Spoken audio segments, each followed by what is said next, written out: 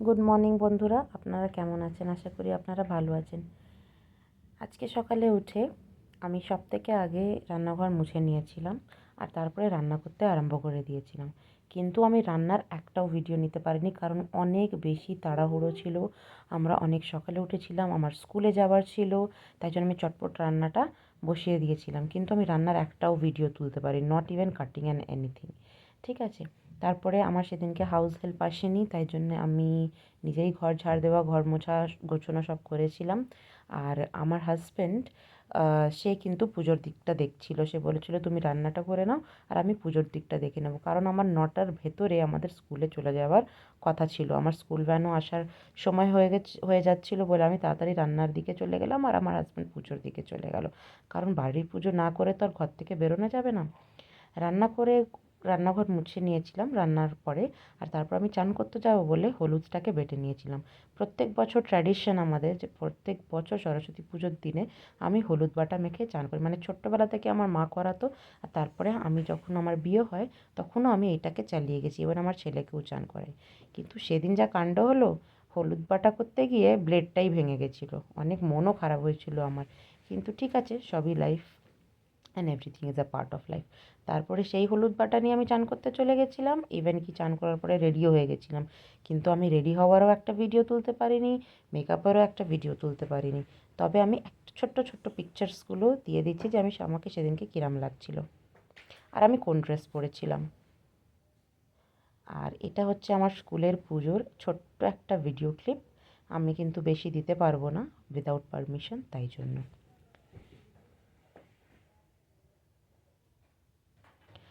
আর পুজো হয়ে যাওয়ার পরে প্রসাদ নিয়ে আমি সোজা এসেছিলাম বাড়ি।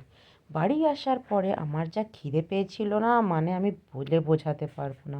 প্রচণ্ড খিদে পেয়েছিল। আর আমি রান্না করে গেছিলাম সকালে মটর পনির আর বাটার পনির, এই দুটো তরকারি আমি রান্না করে গেছিলাম, ময়দা মেখে গেছিলাম।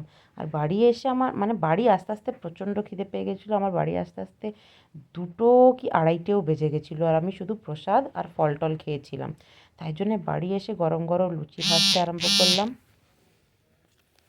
আর লুচির সঙ্গে আমি মটর পনির আর বটর পনির এটাই খেয়েছিলাম। অবশ্যই আমার মানে পনিরটাকে খুব একটা পছন্দ করি না, তবুও আমি এই দুটো রেসিপি আমার খুব ভালো লাগে খেতে। আর কি বলে, আমি ওই বাটার পনিরে তো পনির না থাকলে খাওয়া যাবে না, তাই জন্য মটর পনির থেকে পনিরগুলোকে বেছে তুলে শুধু ওই কি বলে ছিমি মাটার মানে কি কড়াইশুঁটিগুলোকে আলাদা করে দিয়েছিলাম, পনির থেকে কড়াইশুঁটি আলাদা করে দিয়েছিলাম। আর ছিল গরম লুচি। আমার না লুচি আর আমার না লুচির সঙ্গে যে কোনো তরকারি খেতে খুবই ভালো লাগে, তবু আটার লুচিটা আমি খেতে পছন্দ করি না। এই যে পনির সরিয়ে কড়াইশুঁটি আর বাটার পনিরটা কিন্তু সত্যি বলবো খুব ভালো হয়েছিল খেতে, যদি আপনাদের খাওয়াতে পারতাম। কিন্তু অনেক বছর পরে করেছিলাম আমি এই বাটার পনিরটা, আর আমার দারুণ লেগেছিল। আর তার সঙ্গে ছিল লুচি। আমি কিন্তু দুটো লুচি মোটেও খাইনি, আমি অনেকগুলো লুচি খেয়েছিলাম, প্রায় 7-8খানা লুচি খেয়েছিলাম। আর এত জোরে খিদে পেয়েছিল যে কোনো কিছুর আর ভিডিও তুলিনি, সোজা খেতে বসে গেছি। এই যে এই ছোট্ট একটা ভিডিও ক্লিপ তুলেছি, আর কিচ্ছু নয়। আর আমার প্লেটটা দেখুন, এই যে প্লেটে যতগুলো লুচি আপনারা দেখতে পাচ্ছেন আমি কিন্তু সবই খেয়েছি। যাই হোক, আমার পুজোটা তো ভালো কেটেছে, মানে ভালো কেটেছিল।